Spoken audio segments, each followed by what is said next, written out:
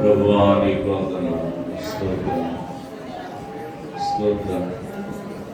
రెండు చేతులు ఎత్తి దేవునికి స్తోత్రాలు చెల్లించండి. ప్రభువా నీకు వందనాలు, యేసయ్యా నీకు హల్లెలూయా. యేసయ్యా నా మనసారని సన్నిధిలో సాగిలపడి నమస్కారం చేసేదా, సాగిలపడి నమస్కారం చేసేదా. నా మనసారని సన్నిధిలో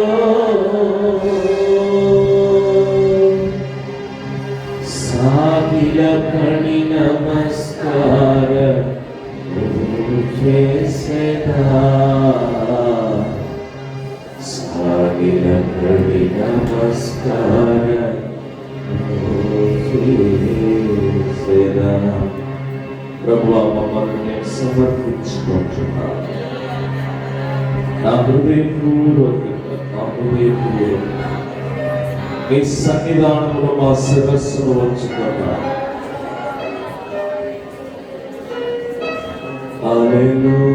హల్లెలూయా. అత్యున్నత సింహాసనముపై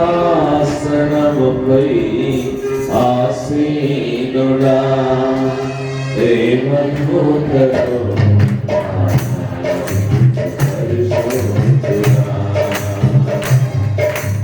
అత్యున్నత సింహాసనముపై ఆసీనుడా దేవదూతతో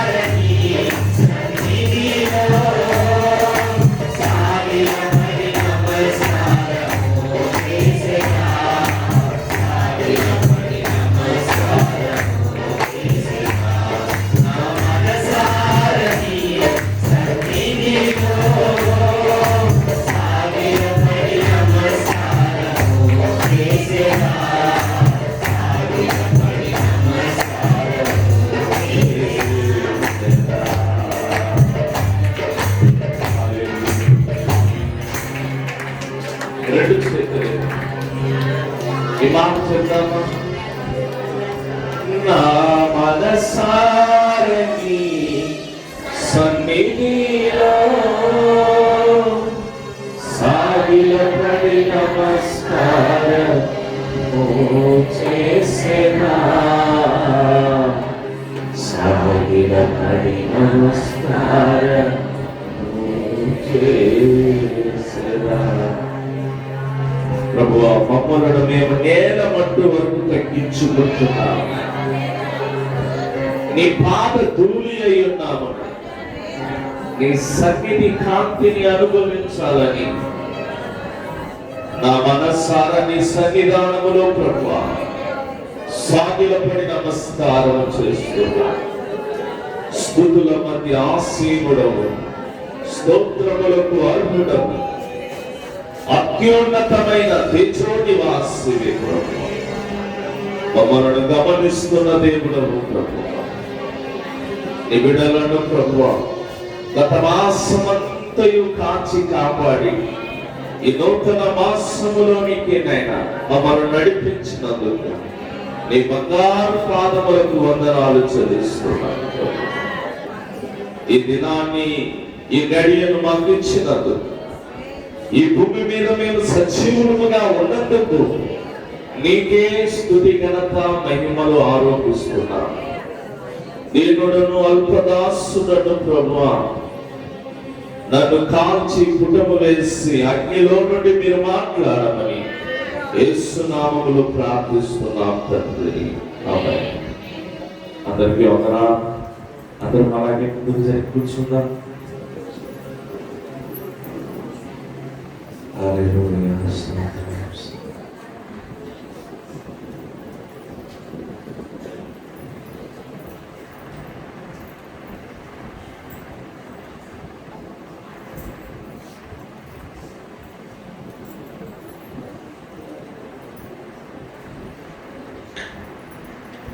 ప్రభునందు నాకు అత్యంత ప్రియమైన దేవుని సంగమా,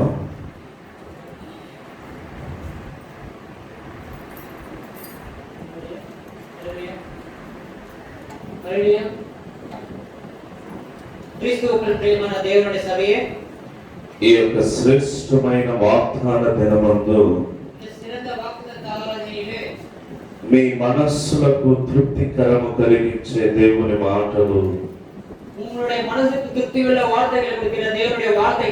దేవుడు తనంతట తానే పరలోకము నుండి మీకు బయలుపడునుగాక.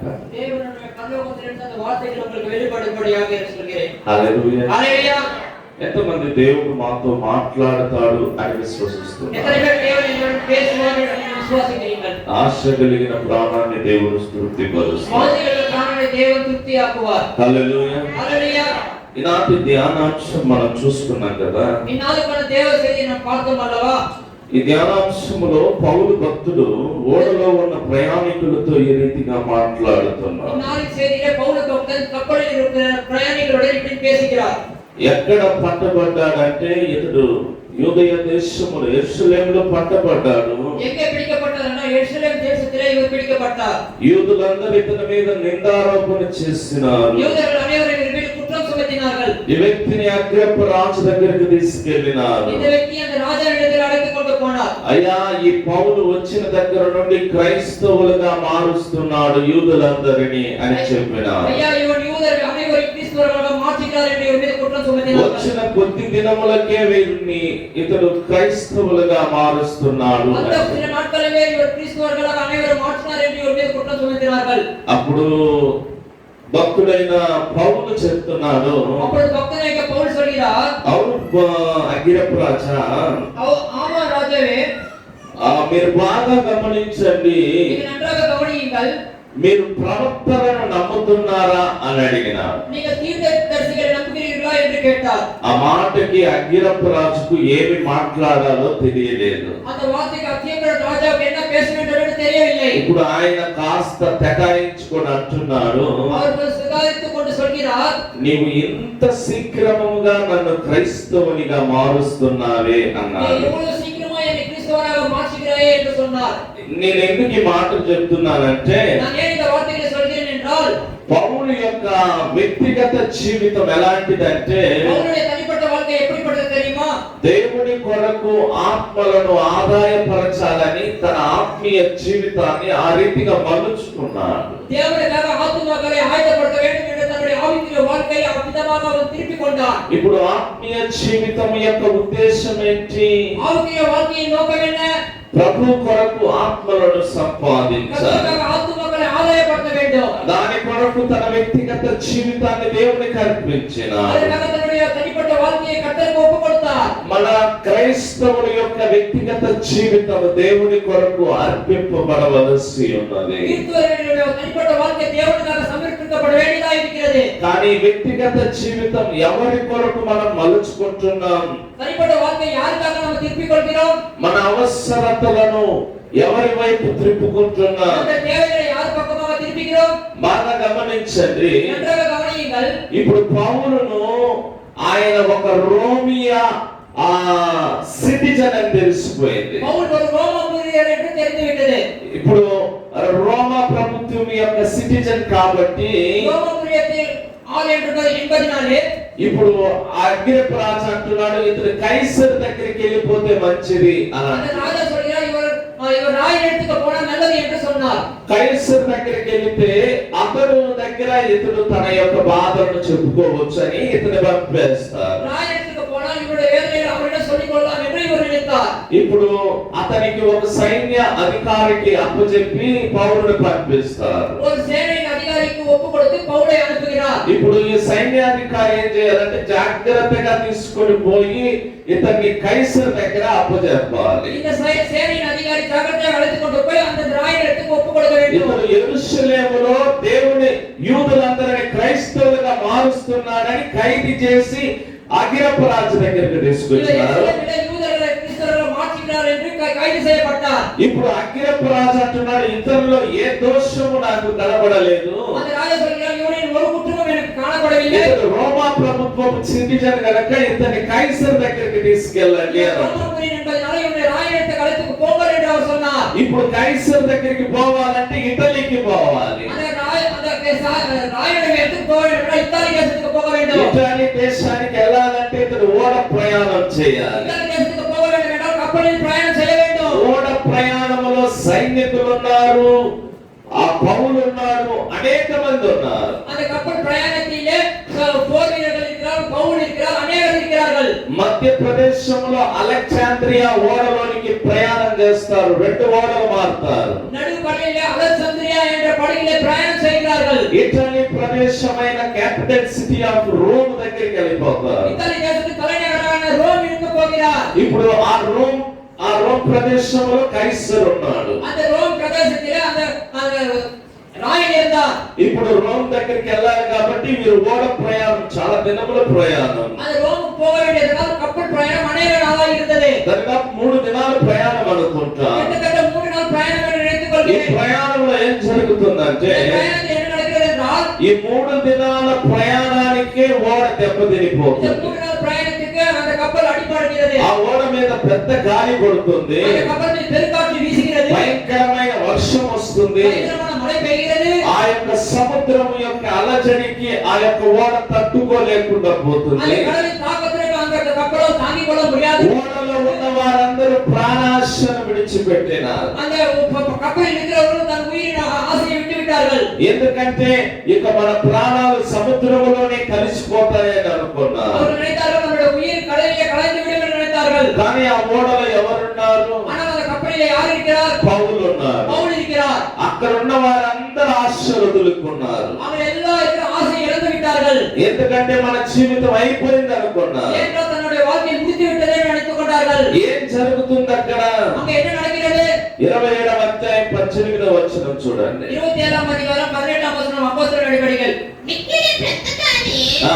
కొట్టుచున్నదన ఆ. మరునాడు సరుకులు పారవేయసాగిరి. వారి దగ్గర ఉన్న సరుకులన్నీ పారవేసినారు. ఓడ బరువు అయిపోతుందని. கப்பலின் வெயிட் அதிகமா இருக்கிறதால இருக்கிற சரக்குகள் எல்லாரும் எரித்தார்கள். మూడవ దినమందు తమ చేతులారా ఓడ సామాగ్రి పారవేసిరి.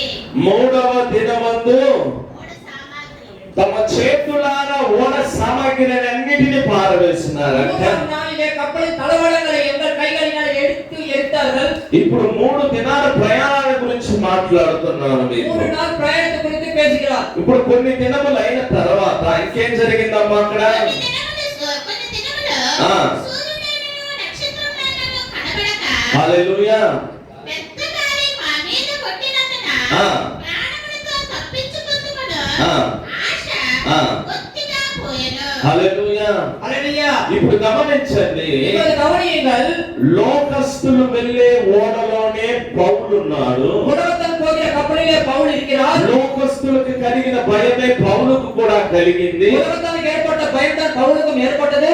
అక్కడ ఏ సిచ్యువేషన్ జరుగుతుందంటే அங்க என்ன சூழ்நிலை நடக்கிறது என்றால் మిక్కిలి పెద్ద గాలి కొట్టుతున్నది. பெரும் காற்று வீசுகிறது. వారి దగ్గర ఉన్న సరుకులన్నీ పడవేసినారు. அவர்களிடம் சரக்குகள் ఓడ మునిగిపోసాగుతున్నది. கப்பல் முழுகிற நிலையில் இருக்கிறது. ఓడ సామగ్రి అంతా పారవేసినారు. கப்பலின் தளவாடங்களை எல்லாம் கீழே ఆయన இருக்கிறது. వారికి మరణ భయమే కలుగుతుంది. ஆனால் அவங்களுக்கு மரணத்தின் பயம்தான் ஏற்படுகிறது. హల్లెలూయా. ஹல்லேலூயா. ఇక్కడున్న ఒక ఆత్మీయ మర్మాన్ని మీకు இங்கே బయలుపరుస్తాను. இருக்கிற ஒரு ஆவிக்குரிய மர்மத்தை நான் உங்களுக்கு வெளிப்படுத்துகிறேன். ఈనాడు మనము కూడా లోకస్తులు ప్రయాణం చేసే ఈ లోక యాత్రలో మన జీవితాన్ని గడుపుతున్నాం. இந்நாளில் நாம் கூட உலகத்தான் பிரயாணம் செய்கிற உலக யாத்திரையிலே நாம் பிரயாணம் செய்து கொண்டிருக்கிறோம். లోకమనే సముద్రములో మనము జీవితాన్ని ఒక ఓడలాగా నడిపించుకొని పోతున్నాం. உலகம் என்ற கடலிலே நம்முடைய வாழ்க்கையை ஒரு கப்பலாக நாம் பிரயாணம் செய்து கொண்டிருக்கிறோம். ఆ ప్రయాణంలో ఎన్నో ఒడిదుడుకులు ఉంటాయి. அந்த பிரயாணத்தில் எவ்வளவு பிரச்சனைகள் இருக்கும். గాలి విసిరి కొడుతుంది.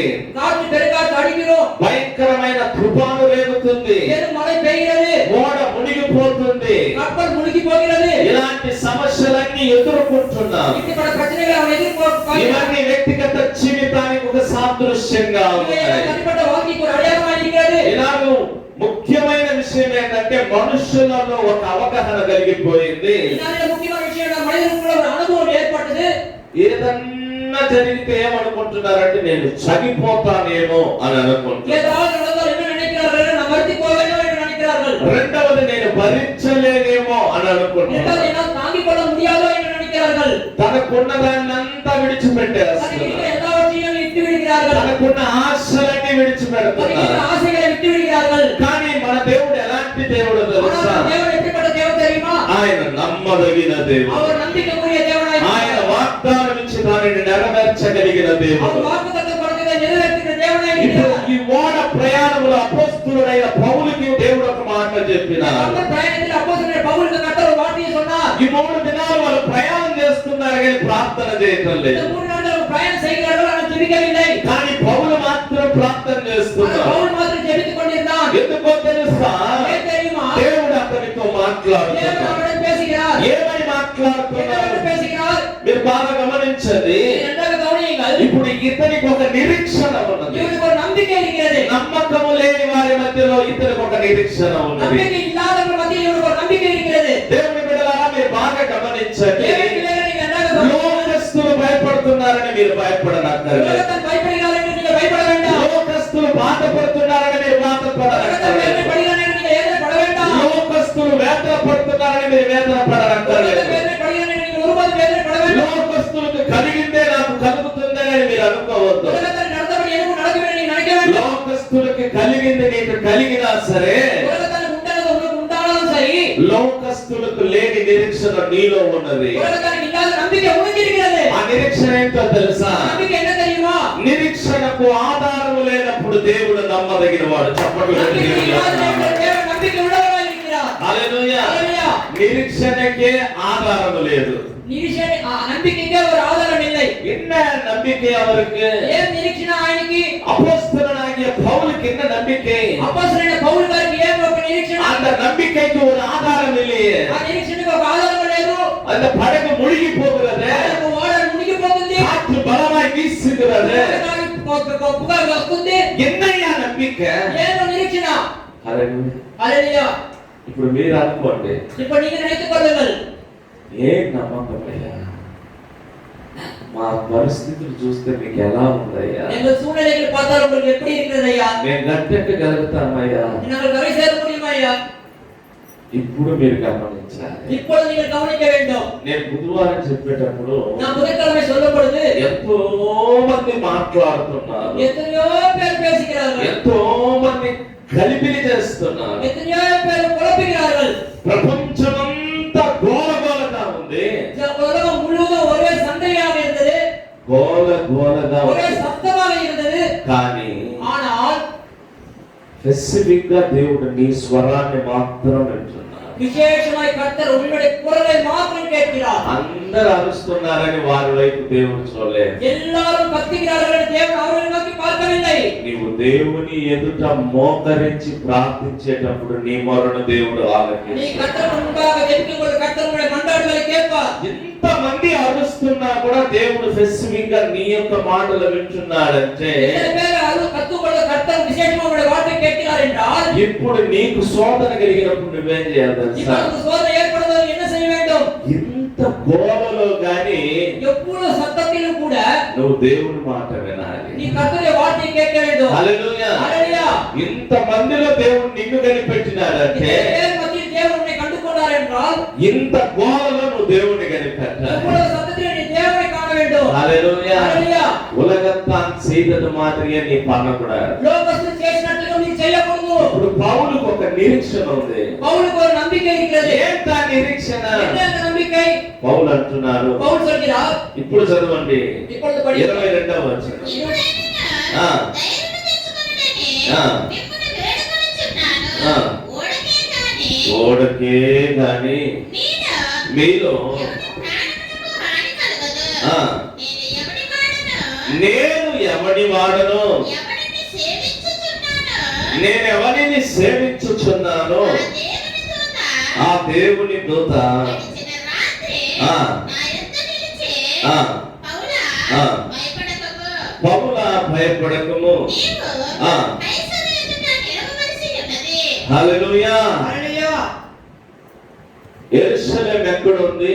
ఇటలీ పట్టణం ఎక్కడుంది? எருசலேம் எங்கே இருக்கிறது? இத்தாலி பட்டணம் எங்கே இருக்கிறது? మధ్య సముద్రములో వీరున్నారు, நடு கடலிலே இவர்கள் இருக்கிறார்கள், మునిగిపోతున్నారు. முழுகுகிறார்கள். అయితే దేవుడు పౌలుతో మాట్లాడుతున్నాడు, தேவன் பவுலுடன் பேசுகிறார், పౌలా భయపడబాకు, பவுலே பயப்படாதே, నీవు కైసరుకి వెళతావు, కైసరు దగ్గరికి వెళతావు, நீ ராயத்துக்கு போவாய், నువ్వు ఇటాలీకి వెళతావు. நீ இத்தாலி தேசத்துக்கு போவாய். అప్పుడు పౌలు యొక్క ప్రాణం తెప్పరేలింది. அப்பொழுது பவுலுடைய உயிர் கொஞ்சம் தேடினது. ఎందుకు తెలుసా?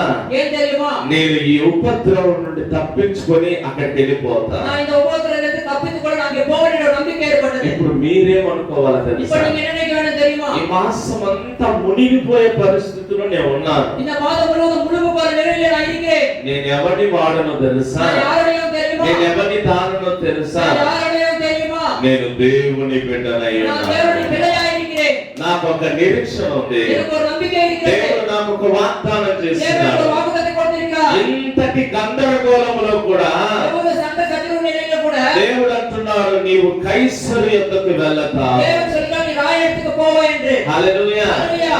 రాయనడతకు పోనడన్నా నీ ఉయిరోడు ఇరుక్కును. నువ్వు కైసరు దగ్గరికి వెళ్ళాలంటే నువ్వు ప్రాణంతో ఉండాలి. నీ ఉయిరోడు ఇరుక్కునన్న నా ఉన్న వழி நடத்தను. నువ్వు ప్రాణంతో ఉండాలంటే నేను నిన్ను నడిపించాలి. இப்போ உன்னை யார் வழி நடத்துறது? నిన్ను ఎవరు నడిపిస్తున్నారు? இப்போ உன்னை வழி நடத்துகிறவர், இதற்கு முன்னாக உன்னை வழி நடத்தினவர் தான் இப்பொழுதும் உன்னை వழி நடத்துகிறார். నడిపించిన వాడే ఇప్పుడు నిన్ను నడిపిస్తున్నాడు. ఇప్పుడు నిన్ను నడిపించేవాడు ఇక మీదట మిమ్మల్ని నడిపిస్తాడు. ఇప్పుడు உன்னை நடத்துகிறார், இனிமேல் உங்களை நடத்துவார். మనకు ఒక నిరీక్షణ కావాలండి. நமக்கு ஒரு நம்பிக்கை வேண்டும். ఆ నిరీక్షణే దేవుని ఎదుట దేవుని మాటలు వినగలిగినట్టుగా ఉండాలి. அந்த நம்பிக்கை தான் தேவனுக்கு முன்பாக தேவனுடைய வார்த்தை అలలు విసిరికొట్టినా సరే, அலைகள் வந்தாலும் சரி, పెను తుఫాను రేగినా సరే, பெருங்காற்று வீசினாலும் சரி, ఓడలు బద్దలైనా సరే, கப்பல் உடைந்து போனாலும் சரி, ఒకవేళ సముద్రములో నీవు మునిగిపోతున్నా సరే, சமுத்திரத்தில் நீ முழுகி போனாலும் சரி, దేవుని వాగ్దానము నిన్ను కాపాడుతుంది. தேவனுடைய வாக்குத்தத்தம் உன்னை காக்கிறது. దేవుని వాగ్దానము నిన్ను నడిపిస్తుంది. தேவனுடைய வாக்குத்தத்தம் உன்னை நடத்துகிறது. దేవుని మార్గము, దేవుని వాగ్దానము నిన్ను గట్టు చేరుస్తుంది. தேவனுடைய வாக்குத்தத்தம் உன்னை கரை சேர்க்கிறது.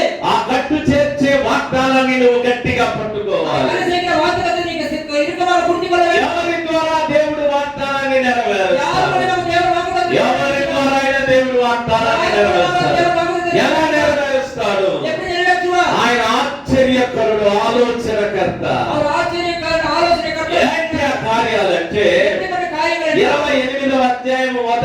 1-2 వచనాలు చదువుకుందాం. 28వ అధికారం 1-2 వచనాలు మేము పఠిద్దాం. తప్పించుకొనిన తరువాత మేము తప్పించుకున్న తరువాత ఆ దీపము ఆ, వెలితే అని ఆ. తెలుసుకొంటిమి. ఆ, అనాథరికములకు ఉమ్. ఆ దీపవాసులు మాకు చేసిన ఉపచార ఆ. ఎంతెంత కాదు. ఆ దీపవాసులు మాకు చేసిన ఉపచారం ఎంతెంత కాదు. அந்த தீவார் எனக்கு செய்த அபாரன் அன்பு கொஞ்சம் நஞ்சமல்ல. ఏలనగా ఆ. ఇప్పుడు వర్షము కురియుచు ఆ. చలిగా ఉన్నందున ఆ. వారు నిప్పు రాజబెట్టి ఆ. మమ్మల్ని అందరినీ చేర్చుకొనిరి. இந்த வசனத்தை தமிழ்ல படிங்க. நாங்கள் தப்பி ஆ, கரை சேர்ந்த பின்பு ஆ, அந்த தீவின் பேர் ஆ, மெலித்தா என்று அறிந்தோம். ம். அந்நியராகிய அந்நியராகிய அந்த தீவார் ஆ, எங்களுக்கு பாராட்டிய அன்பு ஆ. கொஞ்சமல்ல. ஹalleluya. ஹalleluya. அந்நியராகிய அந்த தீவார் எங்களுக்கு பாராட்டிய அன்பு கொஞ்சமல்ல. அந்த வேளையிலே ஆ. பிடித்திருந்த ஆ. மழைக்காகவும் ஆ. குளிருக்காகவும் ஆ. அவர்கள் நெருப்பை மூட்டி ஆ. எங்கள் அனைவரையும் ஆ. சேர்த்துக் கொண்டார்கள். హalleluya. ஹalleluya. ఇంత సహాయం ఎవరు చేసిండ్రు? இவ்வளவு பெரிய உதவி யார் செய்தார்கள்? అన్యులు చేస్తున్నారు. அந்நியர்கள் செய்தார்கள். హalleluya. ஹalleluya. దేవుడు నీ జీవితంలో కూడా అన్యుల ద్వారా దేవుడు నీకు సహాయాన్ని దయచేస్తాడు. கர்த்தருடைய வாழ்க்கையிலே அந்நியர் மூலமாக உங்களுக்கு உதவி செய்வார். ఎవరని తెలియదు నీకు దేవుడు సహాయాన్ని யார் పంపిస్తాడు. என்று உங்களுக்கு தெரியாத உங்களுக்கு உதவியை அனுப்புவார். ఎవరి మూలకంగా తెలియదు దేవుడు నీకు సహాయాన్ని யார் పంపిస్తాడు. மூலமாக என்று தெரியாத கர்த்தர் உங்களுக்கு உதவிகளை அனுப்புவார். ముక్కు మొఖం తెలియని వాళ్ళు దేవుడు నిన్ను వారి ద్వారా దేవుడు నిన్ను முகம் ఆదరిస్తాడు. தெரியாதவர்கள் மூலமாக கர்த்தர் உங்களுக்கு உதவிகளை செய்வார்.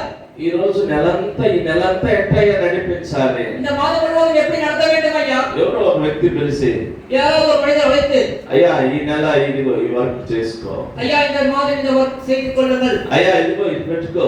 ஐயா இதை வைத்துக் கொள்ளுங்கள். హల్లెలూయా. ஹalleluya.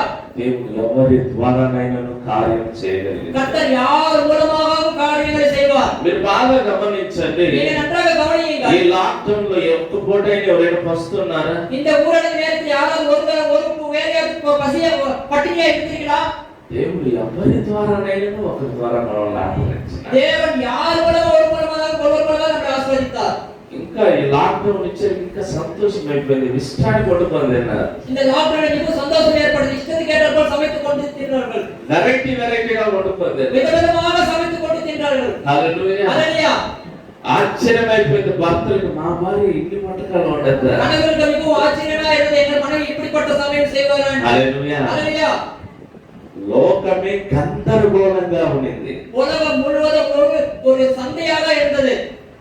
అయితే దేవుడు నిన్ను నన్ను సంరక్షించినాడు. ஆனால் தேவன் உன்னையும் என்னையும் காப்பாற்றினார். మన దేవుడు గొప్ప దేవుడు. நம் தேவன் உயர்வான தேவன். మనము నిరీక్షణ కలిగి ఉండాలి. நாம் நம்பிக்கை கூடியவர்களாக இருக்க வேண்டும். వాగ్దానాన్ని గట్టిగా పట్టుకోవాలి. வாக்குத்தத்தத்தை இறுக்கமாக பிடித்துக் கொள்ள வேண்டும். పౌలుకి ఏం నమ్మకం అంటే பவுலுக்கு என்ன நம்பிக்கை என்றால், ఇంత పరిస్థితుల్లో కూడా నేను ఇటలీకి పోయి చేరుతాను. எவ்வளவு பட்ட சூழ்நிலையோட நான் இத்தாலி தேசத்துக்கு போவேன். ఎవరు చెప్పినారని సైనికులు అడిగితే யார் சொன்னார் என்று சேனைகள் அதிகாரிகள் கேட்கும் பொழுது, கர்த்தர் என்னோடு பேசினார். பிரபு நாதோ மாట్లాடினாடு.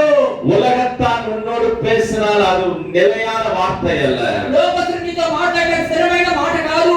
அகிலம் படைத்த தேவன் உன்னோடு வாக்கு பண்ணுகிறார். సకలము సృష్టించిన దేవుడు నీతో వాగ్దానం చేస్తున్నాడు. హల్లెలూయా. హల్లెలూయా.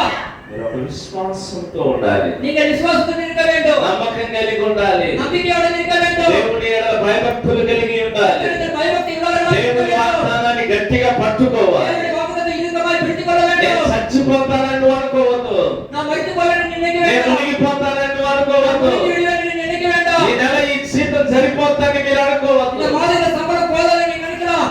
దేవుడు అంటున్నాడు, தேவன் சொல்கிறார், నేను వాగ్దానం చేస్తున్నాను, நான் வாக்குத்தத்தம் பண்ணினேன். నేను నిన్ను నడిపిస్తాను. நான் உன்னை நடத்துவேன். ఈ గందరగోళంలో దేవుని స్వరాన్ని నువ్వు వినాలి. இப்படிப்பட்ட சந்தையான சூழ்நிலையை கர்த்தருடைய வார்த்தையை நீ கேட்க வேண்டும். హల్లెలూయా. ஹalleluya.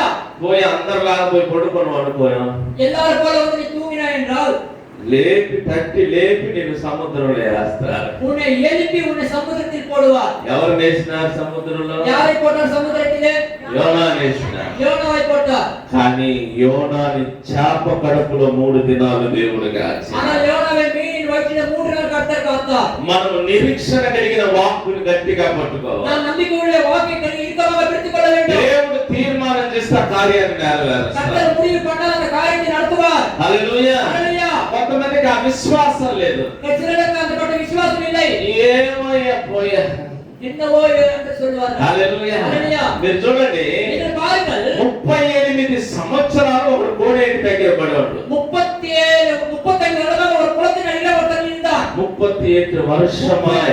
38 సంవత్సరాలు ఒక కోడేటి దగ్గర ఉన్నాడు. ఇప్పుడు ఆ వ్యక్తి ఏం చేస్తున్నాడు తెలుసా? அந்த மனிதன் என்ன செய்கிறார் என்றால் అక్కడే పడి ఉన్నాడు. அங்கே விழுந்து கிடந்தான். యేసయ్య పుట్టిన దగ్గర నుండి చిన్న పిల్లవాడిగా ఉన్నప్పటి నుండి ఆ కోనేటి దగ్గరికి వస్తున్నాడు. ఆ గొర్రెల ద్వారం అది. இயேசு அவர் சிறு வயதில் முதல் கொண்டு அந்த குளத்தின் அருகே வந்து கொண்டிருக்கிறார். చిన్నప్పటి నుండి ఈ వ్యక్తిని చూస్తానే ఉన్నాడు. சிறு வயது முதல் கொண்டு அந்த மனிதனை பார்த்து கொண்டிருந்தார். కొంతమంది ఆ స్థలాన్ని విడిచిపెట్టరు. ஒரு சிலர் அந்த இடத்தை விட்டு மாட்டார்கள். ఆ స్థలం గట్టిగా పట్టుకుంటారు. அந்த இடத்தை இறுக்கமாக பிடித்துக் கொள்வார்கள். ఆ వచ్చిపోయే వాళ్ళందరూ ఏదో ఒకటి వేస్తారు. வந்து போகிறவர்கள் ஏதோ ஒன்றை போடுவார். అదే విధంగా యేసయ్య కూడా అతన్ని చూస్తున్నాడు. அவ்விதமாக இயேசு கூட அவரை பார்த்தார். యేసయ్య సమయం ఒకటి వచ్చింది. இயேசுவின் நேரம் ஒன்று வந்தது. వాడి దగ్గరకు వచ్చినాడు. அவன் நெருக்கமாக வந்தான். అయ్యా, ஐயா, ఎంత వయసు నీకు? உனக்கு எவ்வளவு வயது?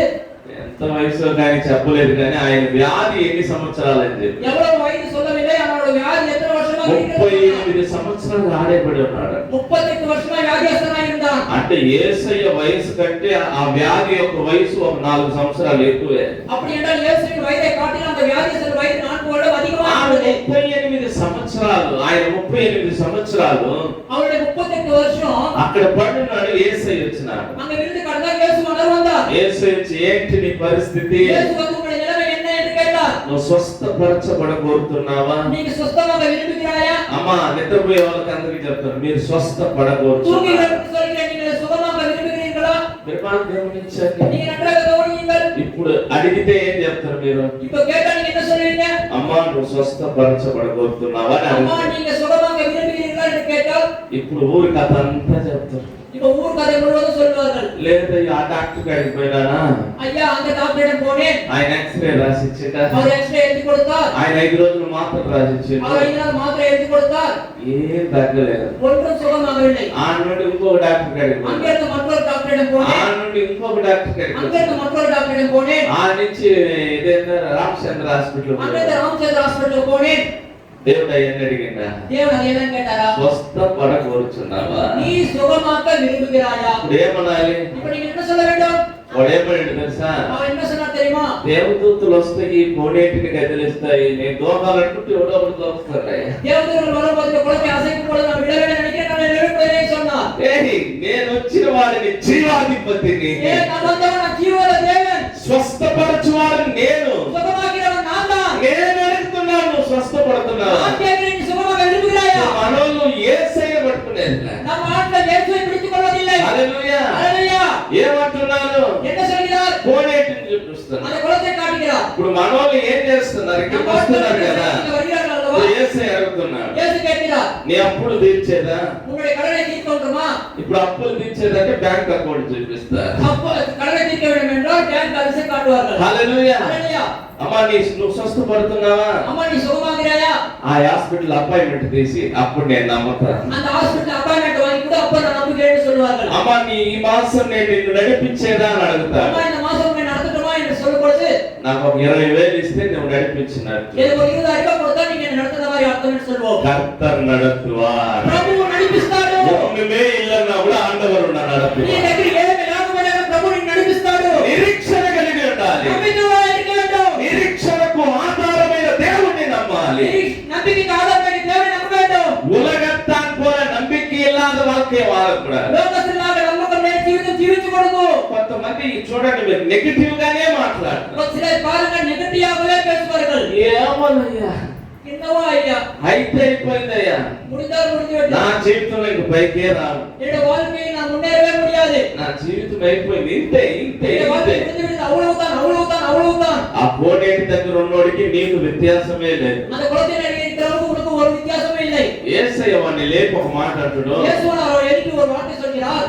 ఇంకా మీదట నువ్వు ఇక్కడ వచ్చి కూర్చున్నట్టు నాకు తెలిసినట్టు తెలియరంట. இனிமேல் நீங்கள் வந்து அமர்ந்தபடி நான் பார்த்தேன் என்றால் உன்னை அடி விழும் என்று சொன்னார். ఏమంటున్నాడు? పోయేటప్పుడు ఆ గప్పు కొట్టిన తప్పుడు కూడా తీసుకోబో అంట. போகும்பொழுது அந்த துர்நாற்றம் அடிக்கிற அந்த தொப்பட்டையோடு எடுத்துக்கொண்டு போய் మనిషి గారు 35 సంవత్సరాలు ఆ బెడ్షీట్ మీదనే పడుకోవాలి. 38 வருஷம் அந்த பெட்ஷீட் மேல அவங்க படுத்துக் கொண்டிருந்தார். అర్థమవుతుందా? உங்களுக்கு புரியுதா? కొంతమంది క్రైస్తవ జీవితం అనే బెడ్షీట్ వేసి పడుకోని ఉన్నారు. சில பேர் கிறிஸ்தவ வாழ்க்கை என்ற பெட்ஷீட் போட்டுக்கொண்டே தூங்குகிறார்கள். మేము 20 సంవత్సరాలు క్రైస్తవం, 50 సంవత్సరాలు క్రైస్తవం. நான் 20 வருஷம் கிறிஸ்தவன், 50 வருஷம் கிறிஸ்தவன் சொல்லிக்கிறார்கள். యేసయ్య అంటే ఫస్ట్ ఆ బెడ్షీట్ ది ఫస్ట్ దాన్ని వాష్ చేయి.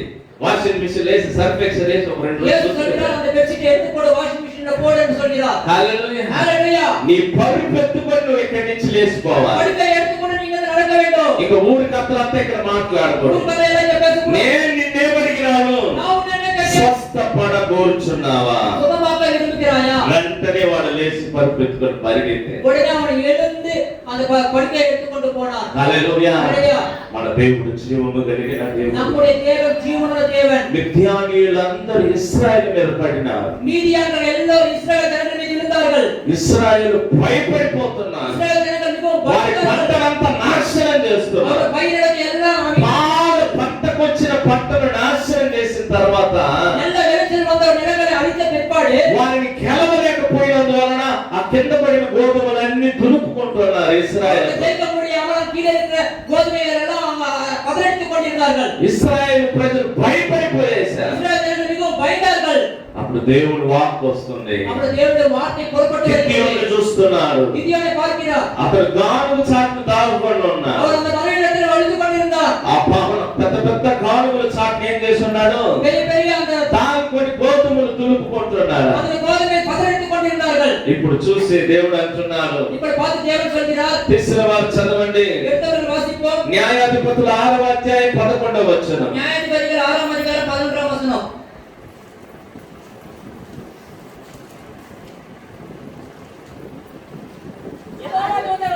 యెహోవా దూత వచ్చి ఆ ఆ ఆ ఆ గిద్యోను మిద్యానీయులకు మరుగై ఉండునట్లు గానుగ చాటున ఏం దొల్లగొట్టుకుంటున్నాడంట? గోధుమలను దొల్లగొట్టుకుంటుండగా పరాక్రమము గల బలాఢ్యుడా, యెహోవా నీకు తోడై ఉన్నాడనగా చిత్తము నా ఏలినవాడా, యెహోవా మాకు తోడై ఉండినవాడా. ఈ మాట 13వ వచనం మాత్రం తమిళ చదువయ్యా. கர்த்தருடைய தூதனானவர் 13వ వచనం. அப்பொழுது கிதியோன் அவரை நோக்கி என் ஆண்டவனே, என் ஆண்டவரே, கர்த்தர் எங்களோடு இருந்தால் இவைகளை எல்லாம் எங்களுக்கு நேரிடுவானேன். ఇప్పుడు యెహోవా దూత అంటే ఎవరు? இப்போ கர்த்தருடைய தூதன் என்றால் யார்? ఎవరమ్మా యెహోవా దూత అంటే? கர்த்தருடைய தூதன் என்றால் யார்? మన బుధవారం చెప్పిన యెహోవా దూత ఎవరు? நான் முதல்ல சொன்னேன், கர்த்தருடைய தூதன் யார்? యేసుక్రీస్తు. యేసుక్రీస్తు యెహోవా దూతగా బయలుపడ్డాడు. இயேசு கிறிஸ்து கர்த்தருடைய தூதனாக வெளிப்பட்டார். యెహోవా దూత వచ్చి అంటున్నాడు, పరాక్రమము గల బలాఢ్యుడా అని గిద్యోను అంటున్నాడు. கர்த்தருடைய தூதன் வந்து பராக்கிரமசாலியா என்று గిద్యోను என்ன சொல்றான்? என் ஆண்டவரே. అవును నా ప్రభువా అని గిద్యోను చెప్తున్నాడు.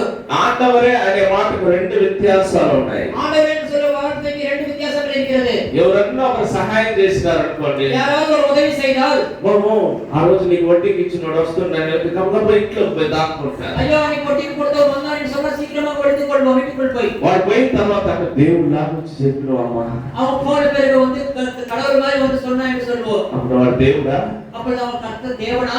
దేవుడు అనే మాటకు 2 వ్యత్యాసాలు ఉన్నాయి. தேவன் என்று சொல்ற வார்த்தைக்கு ఎవరైనా చిన్న సహాయం చేసినట్టు దేవుడు లాగా వచ్చి కాపాడువయ్యా, யாராவது சிறு உதவி செய்தால் கர்த்தர் மாதிரி வந்து உதவி செய்யலாம்னு சொல்லுவோம். దేవుడు లాగా వచ్చి தாண்டிச்சிடுవయ్యా, தேவன் நான் வந்து என்ன தாண்டி விட்டேன்னு சொல்லுவோம். గిద్యోను అంటున్నాడు, கிதியோன் சொல்கிறார், என் ஆண்டவரே అంటున్నాడు. నా ప్రభువా అని చెప్తున్నాడు. హల్లెలూయా. హల్లెలూయా.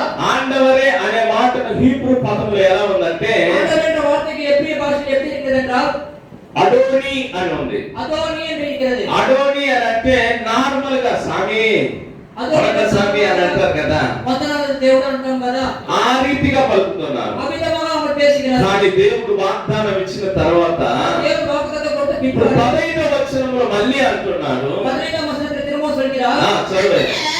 చిత్తమున ఏలినవాడా, చిత్తమున ఎరిగినవాడా.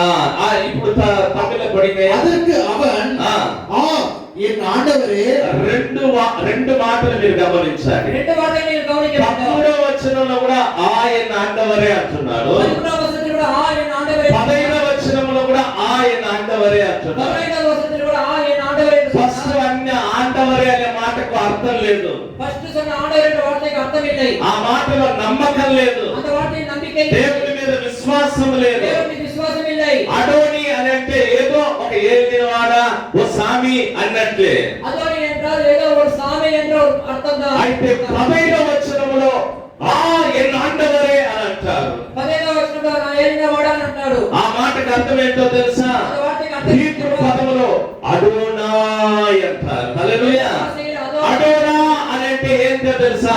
என்ன தெரியுமா? సమస్తమును చేయగలిగిన దేవుడా అని అర్థం. సకలం చేయக்கூடிய దేవుడే என்று అర్థం. ఇప్పుడు మొదటిగా నీవు దేవునితో మాట్లాడేటప్పుడు నమ్మకం లేకుండా ఉన్నావు. முதலாவது దేవుడికి பேசும்போது ఇప్పుడు నీవు దేవుని మందిరంలోకి వచ్చేటప్పుడు ఆశలు ఎదుర్కొని వచ్చినావు. ఈ కథన సభలో ఇప్పుడు దేవుడు అంటున్నాడు, నీ పక్షమున నేనున్నాను కాబట్టి నీ జీవితాన్ని నేను నడిపిస్తాను అంటున్నాడు. உன்னுடைய பக்கத்துல ஆயிரத்தோட ஒரு வார்த்தை நான் நடத்துவேன் என்று தேவன் ఇప్పుడు சொல்கிறார். నీవు దేవుని ఏమనాలో తెలుసా? தேவன் என்ன சொல்றார்? అడోని అనకూడదు, అదోని என்று சொல்லக்கூடாது. అడోనా అనాలా. అదోని என்று சொல்லக்கூடாது. అడోనా అనే మాటకు అర్థం ఏంటో తెలుసా? వాటికి పొరలు தெரியுமா? నీవు నా పట్ల కార్యము చేయగలిగిన దేవుడు. చెప్పగలిగిన దేవుడా காரியம் செய்கிற தேவன் என்று அர்த்தம். ఏదో ప్రభువా என்னவோ ஆண்டவரே అని అనకూడదు. என்று சொல்லக்கூடாது.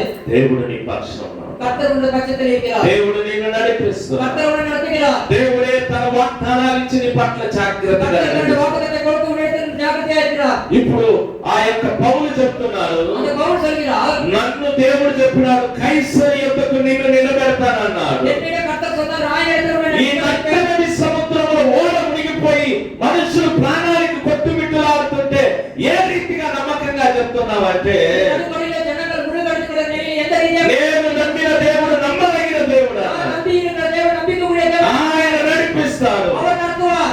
ఈ మాసము నన్ను విడిచిపెట్టినట్లు కనబడచ్చు కానీ இந்த மாதம் உங்களை கைவிட்டார். రాబోయే దినములో దేవుడు నన్ను போகிற నడిపించగలిగిన மாதத்திலே கர்த்தர் உன்னை நடத்துவார்.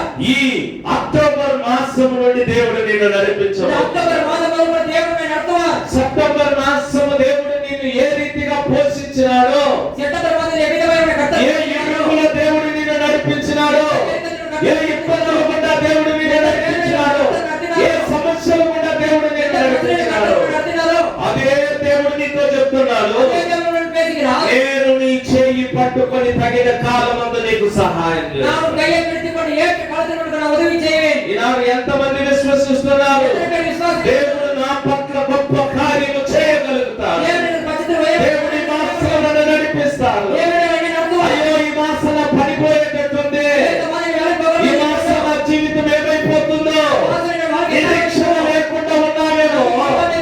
దేవుడు అంటున్నాడు, ఇదిగో నీవు కైసరి ఎదుట నిలబడేదానికి అవకాశం ఉంది. இதோ நீர் ஆயிரத்துக்கு முன்பாக நிற்பதற்கு ஒரு வாய்ப்பு இருக்கிறது. పౌలుకి అర్థమైపోయింది, அவருக்கு புரிந்துவிட்டது. కైసరి ఎద్దుకి పోవాలంటే కొన్ని దినాల ప్రయాణం ఉంది. ஆயிரத்துக்கு போகணும் சில అయితే நாட்கள். ఓడ మునిగిపోయింది, ఎలా ప్రయాణం చేస్తావు? கப்பல் முழுவதும் எத்தி பயணம் செய்வார்கள். ఎక్కడో ప్రయాణం చేస్తావు. எப்படி అసలు నేను బ్రతుకుంటే కదా அப்ப கிடைத்திருந்தால் தானே నేను బ్రతికించేదానికి అన్యుల ద్వారా నీకు నేను సహాయాన్ని உன்னை దయచేస్తాను. பிழைக்க செய்வதற்கு அந்நியர்கள் மூலமாக நான் உதவி செய்வேன். అంతలా చలికి ప్రాణానికి కొట్టుకులాడుకుంటున్నారు. அந்த குளிருக்கு அவர்கள் தாங்க முடியாமல் இருந்தார்கள். ఆ దీవు వాసులు అనారికులు అనే దేవుడి వాక్యం அந்த సెలవిస్తున్నారు. தீவு ஜனத்தார் சொல்கிறார்கள்.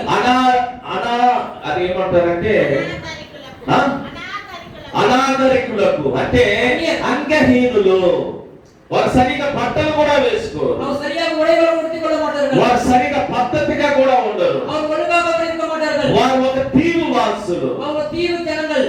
ఎవరన్నా దీవు దగ్గరికి పోతారా? யாரோ தீவு ఇటీవల ఒక సహోదరుడు దేవుని మాటలు చెప్పాలని అండమాన్ దీవుకు పోయినాడు. இவ்விதமாக தேவனுடைய சிங்கம் சொல்ல வேண்டும் ஒரு மனிதர் அந்தமான் தீவுக்கு போனார். ఆ దీవు వాసులు మూర్ఖులై ఉన్నారు. அந்த தீவு ஜனங்கள் மிகவும் மதிக்கடனாக ఆ இருந்தார்கள். వ్యక్తిని బాణాలు వేసి చంపేసి, அவர்களை அந்த அம்புகளில் அவரை கொலை செய்தார்கள்.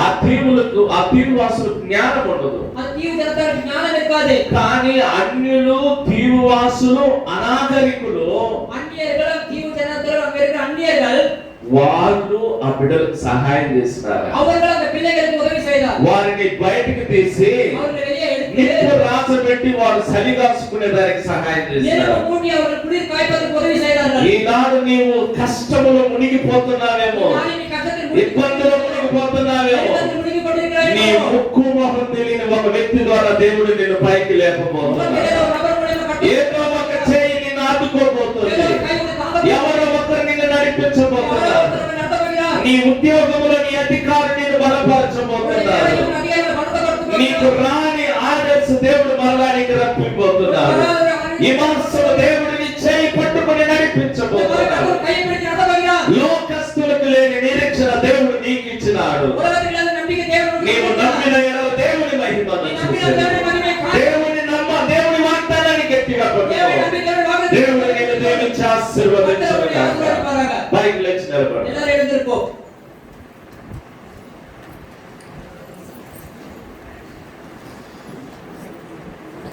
ప్రభువా స్తోత్రం. ஆண்டவரே ஸ்தோத்திரம் ஆண்டவரே.